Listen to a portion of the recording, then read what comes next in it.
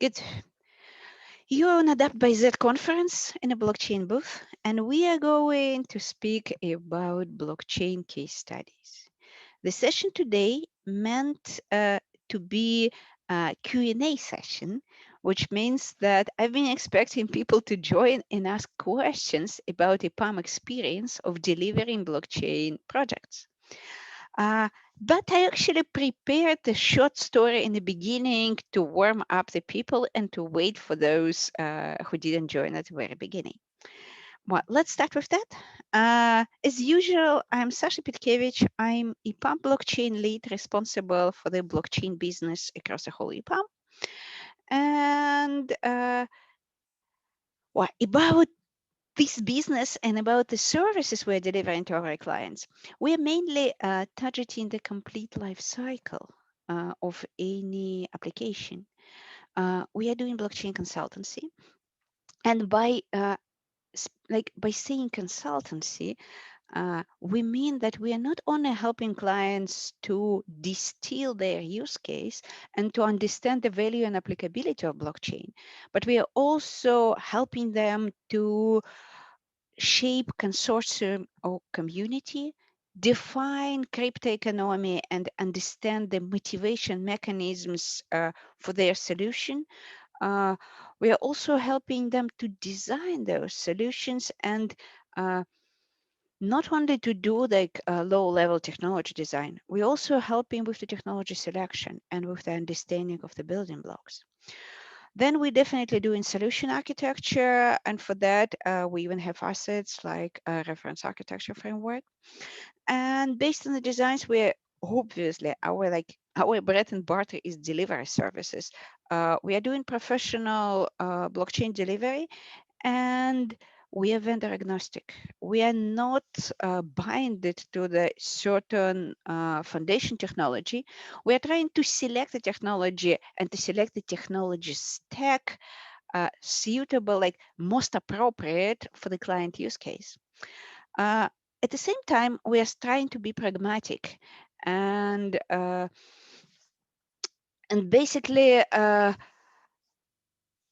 we are banking on the three main pillars like permission to Ethereum, one namely Quorum, Hyperledger Fabric, and Corda.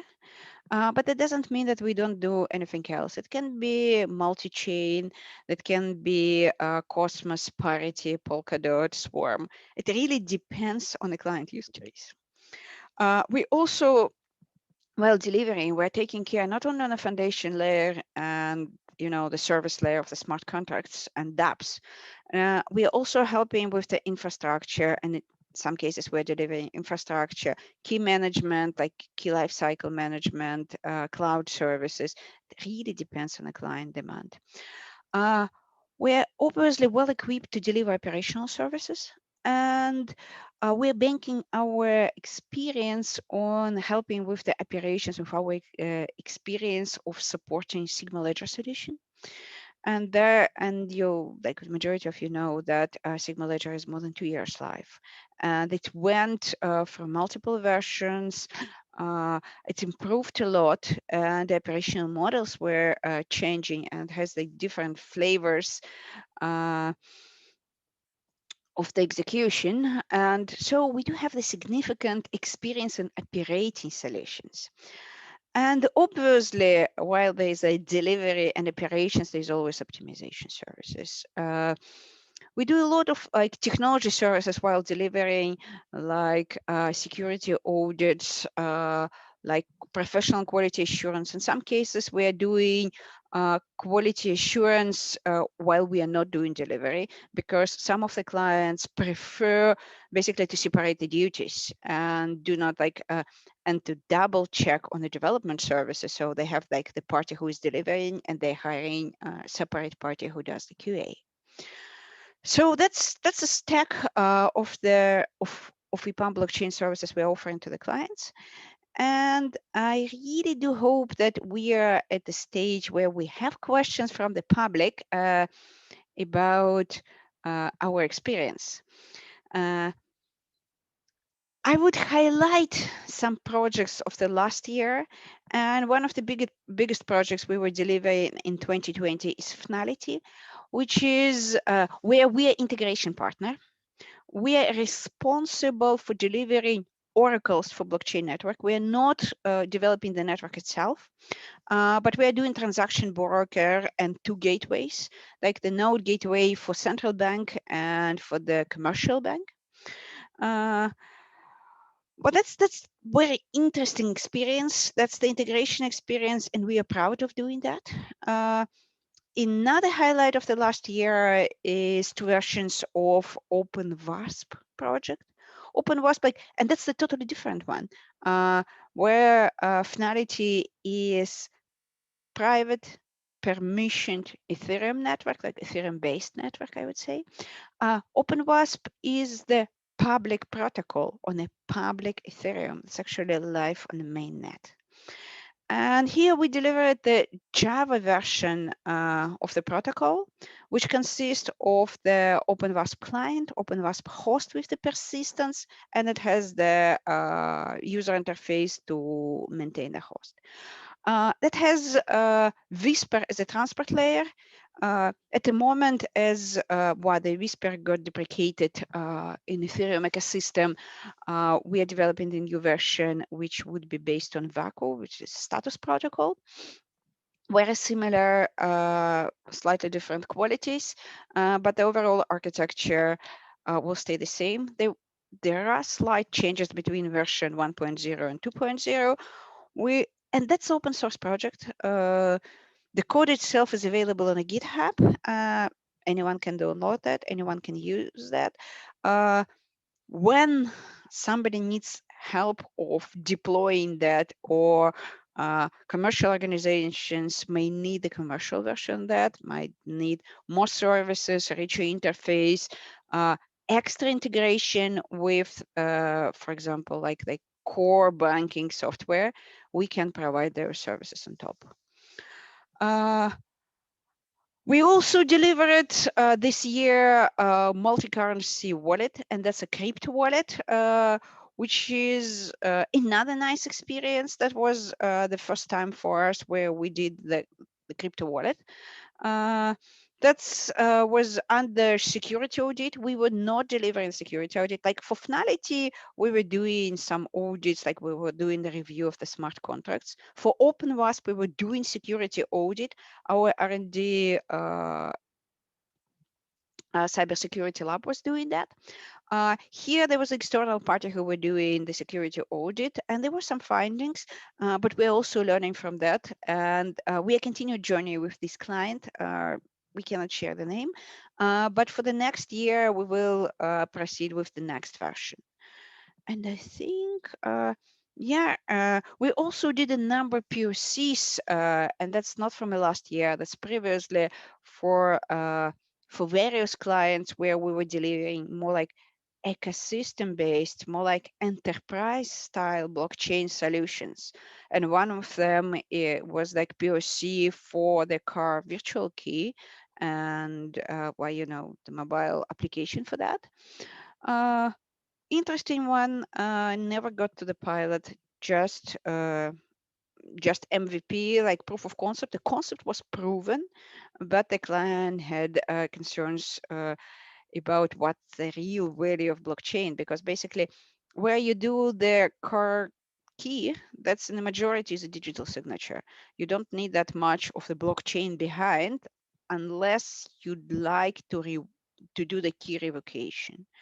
And as it was a POC and there was no plans to, for example, to deploy that on either dealer's network, either the car renting services, because that's where the majority, like the fleet management, like the business fleet management, and also the car rental offices, where it has a lot of value, where there is a need of unpredictable car key revocation. And here, like the real value of blockchain would be unlocked. But I'm speaking too much, and that's meant to be Q&A session. So I'm now asking the participants, and yeah, we do have some participants, and some of them I even don't know. Uh, Ladies and gentlemen, shoot your questions. You have a nice time to ask about any of EPAM experience of delivering of the certain type of the blockchain, certain technology, applicability of the blockchain for the certain use cases. I will try to answer those questions based on a pure EPAM experience of what we has been delivering. This session is dedicated for that. Do we have questions?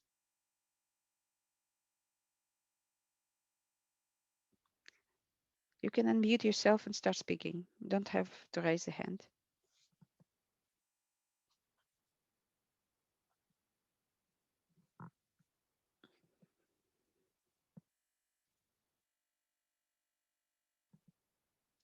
I'm trying to see who do we have. And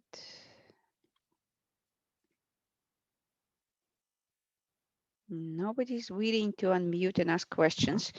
Uh, Sorry, so yeah, sorry, I was trying to figure out my mute yeah. button. Um, I'm particularly interested in blockchain for insurance, like property and casualty insurance. So I see smart insurance contracts listed here in the icon. It kind of Mhm. sparked my interest a little bit. But one of the things that I've been thinking about is how do we leverage, or well, first of all, the first question is, have we done anything around, using, blockchain or any of those digital currencies in the insurance space? Um, if not, are we thinking about it, or do we have any ideas of what a potential solution would sort of look like? Well, answer to the first question, no. We never had insurance like the pure insurance project. We had several proof of concepts where insurance questions were raised and where we designed a solution to cover that. Uh, in both cases, it was automotive insurance, funny enough. And there was, in one case, there was the web and mobile request for the claim history, which we were provisioning, and there was a paid request. And there was the idea to build a whole ecosystem, Hyperledger based on vehicle life cycle. So vehicle is in the center of the solution, and multiple parties, including the insurance company who was ordering that, and also, the registration, the country registration services. The project wasn't done in Switzerland, so they have they have 4 cantons to register the cars, and they were connected to the ecosystem. Police had an interest, like we were planning to connect police also because they were interested to track the stolen cars. Also, garages for the car repair. And the idea was to mature the record and ensure was telling us that they will benefit significantly on the proven car record, and also that would be easy to resell the cars. And yeah, that was the whole use case. And we did a design, and we didn't proceed to the detailed implementation of that. Another one you can see on the screen, and it was also automotive insurance, and it's also didn't proceed for. For the rest, we do have group at EPAM who is thinking about insurance services, and who we recently were speaking a lot about like shaping the blockchain. And we actually have the really interesting deck of the blockchain use cases for insurance. uh, yeah, if you will drop me email, I will share that with you. And most likely you have access to that, because I do see that yeah, you probably within our community, which means that in MS Teams in the consultancy part, you can move to our use case repository. And we are now created a really nice browsing engine for like use case portfolio. And if there you will move to financial services insurance, you should be able to find the right deck.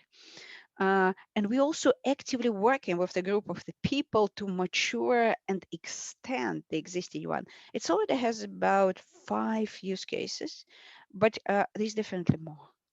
And we're actively working on extending that.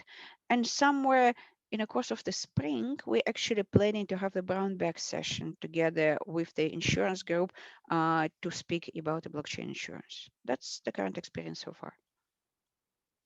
And if you're interested, I can connect you to the people who doing that there in States. And yeah, that's Okay, yeah, no, I would love that. I will look through the deck as well. I'll go mhm. find it, and but if I can't find it, I'll drop you an email. But Just drop yes, an no, email absolutely. will help.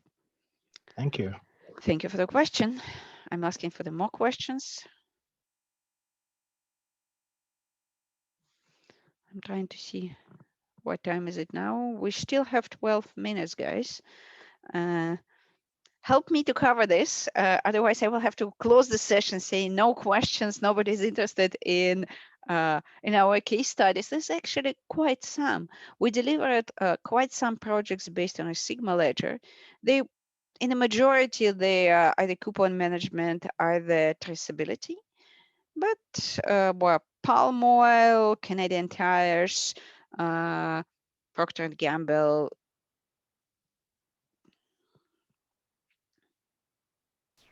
I have a follow-up question. Mhm. Well, slightly different actually. So, as you were working with these projects, or as we were working through these projects, do you see a change in attitude from the clients on how they're viewing blockchain? So are they still seeing it as a kind of a proof of concept to see what's happening, or are they standing trying to integrate that into and their actual capabilities, or their sort of like revenue plan and going through production to support some of these things? Like, what types of attitudes do you see with organizations as they're exploring blockchain? Thank you for a wonderful question. What I may say here is there are different client profiles. There are bigger enterprises and smaller enterprises. And also, the COVID situation affected all of this a lot because basically at the beginning, there were like big enterprises where literally everybody wanted to play with the blockchain. And there was always the innovation buckets. Like, okay, we have like innovation bucket, which is like 50K per month, and we intend to do innovation for half a year. That fits any POC. We can successfully deliver POC. Concept normally is proven. The question of return of investment for the bigger solution, because normally POC is we are proving the technology, proving that it works for use case, and basically estimating the pilot solution. And well, normally it's like any big solution. It costs certain money, and that stops there because well, the return of the investment is not always clear. In cases where it's clear, it's usually proceeded. In cases it's not, there were like questions. There were a lot of doubts, especially connected to a lot of uh, legal approvals. Especially, majority of our clients are financial services, and in financial services, it's a very regulated area. So there were a lot of doubts of what is allowed and what is not. That's why we, for example, started OpenWasp, because it allows traditional financial institutions to play in a cryptocurrency world, being compliant with the FATF travel rule and with anti-money laundering requirements. So, speaking for the market moves, yes, at the beginning of the year, we saw the maturity growth. And basically, we originally were very pragmatic. We never tried to push the blockchain for the sake of pushing blockchain. We have this engineering DNA. So to propose a blockchain where it doesn't make sense, with no value. We can propose other solutions. We at the same time can deliver the database as well, can deliver like microservices solutions well. So where it's not blockchain and not blockchain. Uh, and we were speaking to the clients like this, and we see like the slow maturity growth. Then COVID had started. All the I would say innovation buckets were cut immediately, and then we started to see not a really move of the clients we were working. We actually changed the direction. Well, we changed the profile of the client. We are an engineering company. We are cool in the development. And we started to look at the companies who deliver blockchain, and we started to talk about the core development. And here we see the enormous drive an enormous move. Look at all the DeFi projects. Look at all the companies who are defining new financial instruments. Well, independently of COVID, they have like the wonderful life. They have like a lot of revenue. Look, a lot of companies who are delivering blockchain as a service. They also have a lot of revenue not affected by COVID because a lot of like enterprise companies or smaller businesses, they want to play with blockchain, and that's much cheaper and much more effective when you don't need to bother with infrastructure. So bars is higher there. So I would say that there are two simultaneous moves. Yes, the traditional clients, the traditional enterprise clients are maturing, but this maturity is very, very slow because of the circumstances. But non-traditional clients, not like core industry enterprises, but more disrupting industry companies, they are moving full speed, and we are now targeting most of them. Oh, the same, the Finality. It's the new financial services organization. Did I answer the question? You did, and thank you for that, because I think one of the interesting things that you said that I didn't really think about was how you sort of changed the client profile, Yeah. in order to look for the ones that are really, trying to, think about blockchain in a different way. So, and that's very helpful. Well, in a short words, we would like to deliver blockchain for those who understand what it is. We spent 3 years teaching everybody around what the blockchain is. And finally, we want to work with those who understands that.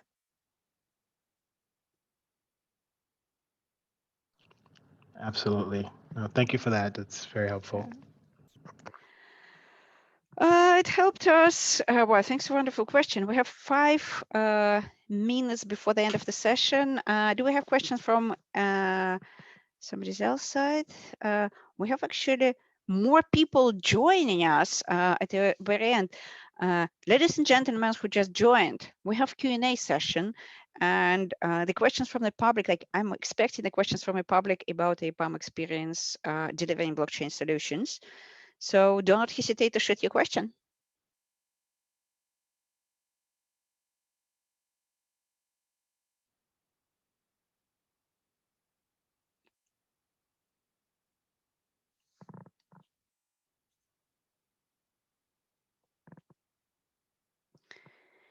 Well, if we don't have questions anymore, I would slowly round up our wonderful session. And I believe that the next session we have in our booth is about designing the community blockchain solution, because we are a blockchain professionals community, and we would like to develop actually the tool for ourselves. We are trying to be the decentralized, like the true decentralized community, which means that well, my title of being the community lead was just like setting up everything, and then well, I hope I would be able to live and leave the community as self-sustainable, and that's why we are having this design session. So I will say thank you for joining this session. Special thank you for Joe, who was asking the questions. It's well, we enjoyed the questions, and I will close this session, and we all will move to the design thinking session if you like that. So, and I think Andrea will start that soon. Thank you, guys. Bye bye.